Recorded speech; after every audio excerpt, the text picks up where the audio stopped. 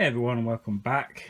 Today I'm going to do a different video than usual. I'm going to do today a top 10 video. Me and my mate, the Randy Mole, had a discussion the other night about top 10 horror movies.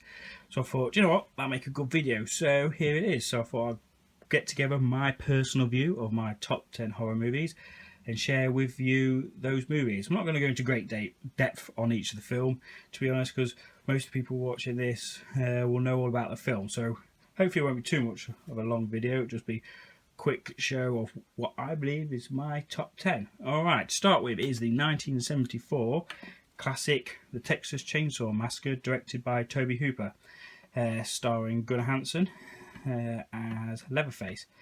So this, in a quick synopsis, is about a brutal cannibal psychopath family who terrorise and kill a group of young teenage friends.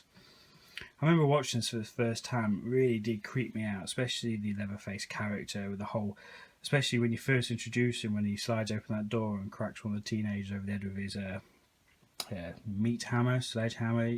You all know the scene, but yeah, still to this day, I find this has a very creepy undertone to it. Still creeps me out watching this today. This is actually the second sight release on Blu-ray, so it's the steelbook version. It's actually, I don't know if you can see that, it's full of extras. It's actually the new 4K transfer. It's actually still sealed, not seen this one. I do already own it on a standard Blu-ray, but I wanted to pick this up for the collection. So that is my number 10, The Texas Chainsaw Massacre. And just on that, I really do like the remake. If you've not seen the remake, I highly recommend that one. So, number 10, Texas Chainsaw. Right, number 9 is The Shining. To me, this is Stanley Kubrick's greatest film.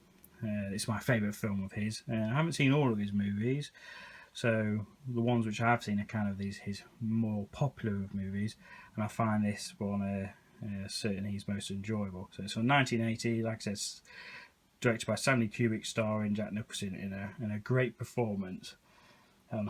It really shows one man's downward spiral into insanity when he's placed in as a care for this summer lodge or holiday home during the winter periods. But yeah, great movie, beautifully shot. The cinematography in this film is great, and I love the wide shots, the corridor shots, especially when the young boy's on his bike and you get the twins.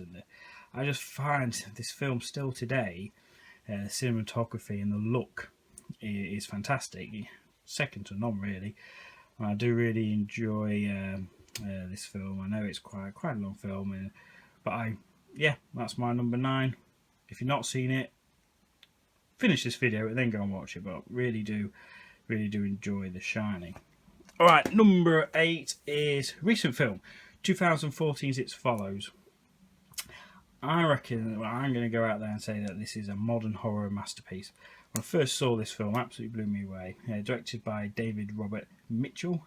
So it's essentially about a young woman they can see featured on the cover there. It's basically followed by an unknown supernatural force which is wanting to kill her, and the way to pass on this supernatural force is to have sex.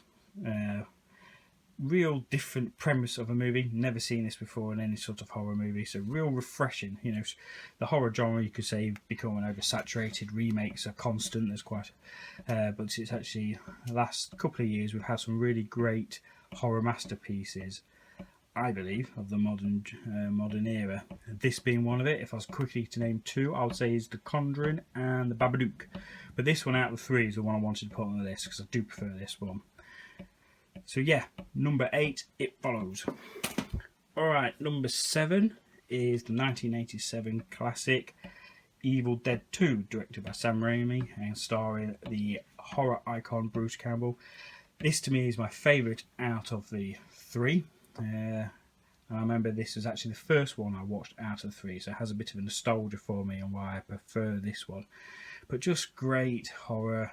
The actual makeup in this is just fantastic. Still to this day holds up. the makeup and practical effects. I've said before in previous videos, if you've seen that, I'm a key fan and prefer practical effects over CGI any day. But anyway, it's my number 7, Ash in Evil Dead 2. Alright, number 6 is the 1981 film American Werewolf in London, starring David Norton, directed by John Landis. So basically it's about 2 American students who go on like a walking tour of the UK, and it's just shall we say goes a bit wrong for them, bless them. I'm going to go out there and say this is the best, personally in my view, it's the best werewolf movie ever made. I believe the practical effects and the transformation scene is still to this day the best on-screen transformation into a werewolf. So yeah, there it is. My number 6 is American Werewolf in London from 1981. Right, number 5 is the 1996 Scream, directed by the late great, bless him, Wes Craven, starring Neve Campbell and Drew Barrymore and lots of others. I really believe this film revolutionised the horror genre, and especially the slasher horror genre, when that came out in 96. And since then it's had 3 other sequels, if you wish, 2, 3, 4. Certainly the strongest out of the 4 movies put out to date. And I still remember the first time I saw this on VHS with the opening scene with Drew Barrymore and the calls. It's a shame. I can understand why Hollywood cashed in on the spoofs and the scary movies, but I still believe that it hasn't ruined or tainted the enjoyment of watching Scream. And yeah, I think it's a phenomenal horror film, slasher movie. I watch it every Halloween. I think the cast great. Matthew Lillard, who's just cancelled at the London Film and Comic Con, which is a shame, so I'd like to have met him. But anyway, this is Scream. Alright, coming in at number 4, I was debating on which one to put out the franchise, because I think the franchise is great. But I'm going to go with the 1987 Dream Warriors. So Nightmare on Elm Street Part 3, Dream Warriors. Directed by Chuck Russell, starring everyone's favourite Nightmare, Robert Englund as the legendary Freddy Krueger. I was on and ahhing debating to go with the first one or the third one. So I to and fro between which one's my favourite. But today, I can probably change if I watch the first one tomorrow. But as of today, I'm going with number 3, Dream Warriors. Right, number 3. That was number 4. Number 3 is Friday the 13th. I'm going to go for the original. Okay, I love Jason Voorhees as the hockey mask slasher character, but I've got to say, in my opinion, the stronger of the movies is the first one, the 1980 original, starring Kevin Bacon. He's probably the most famous person in it, with Mrs. Voorhees as the killer. Sorry if there's any spoilers there, I'm sure everyone's seen it. But who takes revenge on Crystal Lake camp employees, directed by Sean S. Cunningham. But yeah, I think the original is great. The practical effects by Tom Savini, I can imagine at that time watching that in 1980 in the cinema would have just been absolutely outstanding. And still, to be honest, especially holds up today, especially Kevin Bacon's death scene with the arrow through the throat, still looks great. Still, you know, just looks, I won't say realistic, but holds up still today as a great scene. But yeah, really enjoy the first one. Obviously, there's some not so great ones in the franchise. I, for whatever reason, really enjoy Jason X, which is probably a lot of people say the weakest, but for whatever reason, I love that film.